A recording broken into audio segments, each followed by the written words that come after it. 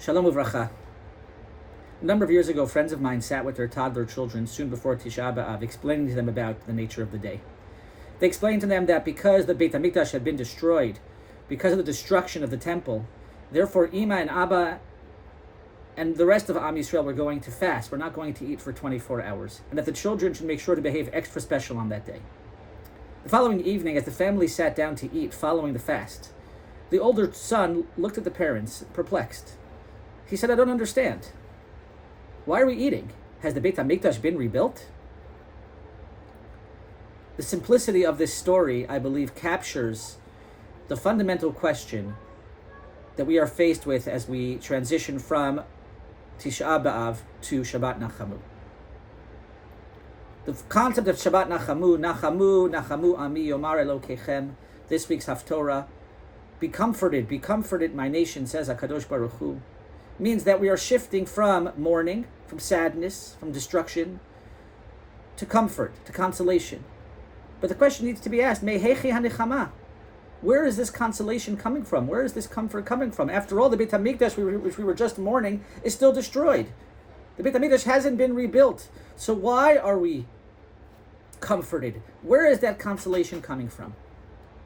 The key to answering this question, I believe, lies in understanding, a better understanding of the word Nechama and what it really means. There are really two definitions to the word Nechama. The classic definition, as we have been suggesting until now, is that Nechama means comfort, consolation. Nichum avelim, to comfort one who is in mourning. However, in the Torah, the root word Nacham is also used in a totally different context. In Parshat Ki Tisa, the Torah tells us, Vayinachem Hashem al hara'ah asher diber le'asot le'amo. And Hashem reconsidered the punishment, the bad that he was going to bring to the nation. And in Parshas Bereshis, the Torah tells us the same context, Vayinachem Hashem ki asa et ha'adam, that God reconsidered that he had created man. The two words, the two definitions of the word Nechama are consolation and to reconsider, to look anew. And perhaps there's a very deep connection between those two definitions. The concept of Nechama, the concept of consolation, comes from an ability to look at the same reality, the same destruction that was the cause for mourning and for Avelut, and to look at it anew, to see it with different eyes, to shift perspective. And so as we transition from Tisha B'Av to Shabbat Nachamu, we look at the reality of Churban HaBayit, the destruction of the Beit HaMikdash, and of course we don't forget it. And of course we have the concept of Zecher LeMikdash and Zecher LeChurban throughout the year that reminds us of the destruction of the Beit HaMikdash. But our perspective shifts. We look at it a little bit differently. We look at what happened, we look at the tragedy, and we see a glimmer of hope. We see certain silver linings that enable us to move on and to see things in a different way. With this, we can understand the famous story of Rabbi Akiva and his friends. The Gemara in Makos tells us that Rabbi Akiva and his friends were walking through the ruins of the Beit HaMikdash shortly after the destruction of the Beit HaMikdash. And the Torah and the Gemara tells us that as they walked by, a fox came out of the ruins of the Kodesh HaKodashim. Rabbi Akiva's friends began to cry. Rabbi Akiva began to laugh. Rabbi Akiva said to his friends, "Why are you crying?" And they said, "How could we not be crying? The place that no one was allowed to enter except for the Kohen HaGadol, now we see a fox running through its ruins. How could we not cry?" And Rabbi Akiva said, "That's exactly why I'm laughing. Because there were two nivuot. One nivuah outlines the destruction of the Beit HaMikdash, but the second nivuah outlines the rebuilding of the Beit HaMikdash. Od yeshvu zikenim v'zikenot b'rechovot Yerushalayim. That although there was one nivuah of destruction, there was another nivuah of rebuilding. To which Rabbi Akiva's friends respond, Akiva nichamtanu, Akiva nichamtanu. Now once again, we could ask the same question. Why was Akiva able to bring comfort to his friends? The reality hadn't changed. They were walking through the ruins of the Beit HaMikdash. The foxes were still running through the ruins of the Kodesh HaKodashim.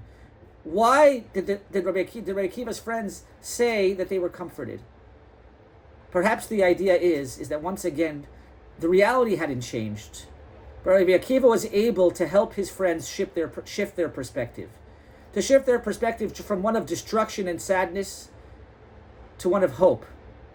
To help them understand that although we don't forget the destruction, and we make sure to take time to mourn the destruction, Nechama comes when we are able to also shift our perspective and see the glimmer of hope, find the silver lining within all that we are faced with.